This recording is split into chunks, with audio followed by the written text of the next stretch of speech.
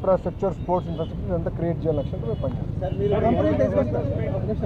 Company తీసుకొస్తున్నారు కానీ 99 పైసలకే భూములు ఇవ్వడం అనేది తప్పేంటి ఒక ప్రశ్న వస్తుంది సార్. తప్పేంటి సార్? నేను ఇస్తాను. ఫార్చ్యూన్ 500 కంపెనీస్ అందరికీ నేను 99 పైసల్లోనే గజానికి కాదు ఎకరానికి మొత్తం భూమి ఇస్తా. తప్పేంటి? ఎందుకంటే మేము ఉద్యోగాలు కల్పించాలనుకున్నాం. ఇక్కడ వాళ్ళ 5 సంవత్సరాల్లో చేయలేంది మేము 18 నెలల్లో చేసాం. ఈరోజు కాగ్నిసెంట్ ఎందుకు వచ్చిందండి? టీసీఎస్ ఎందుకు వచ్చింది? గూగుల్ ఎందుకు వచ్చింది? ఇన్సెంటివ్స్తో పాటు భూమి కూడా తక్కువ ధరతో మేము అందిస్తున్నాం. అందుకే వాళ్ళు కూడా పరిగెత్తుకుంటూ వస్తున్నారు. ఈరోజు భారతదేశంలో అన్ని రాష్ట్రాలతో పోల్చితే ఇన్వెస్ట్మెంట్స్లో ఆంధ్ర రాష్ట్రం నంబర్ 1, 25% వచ్చింది.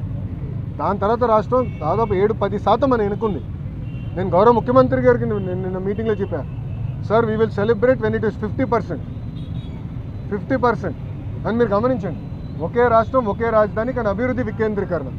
శ్రీకాకుళం నుంచి చిత్తూరు వరకు, అంటే ఇచ్చాపురం టు కుప్పం పెట్టుబడులు తీసుకొస్తున్నాం.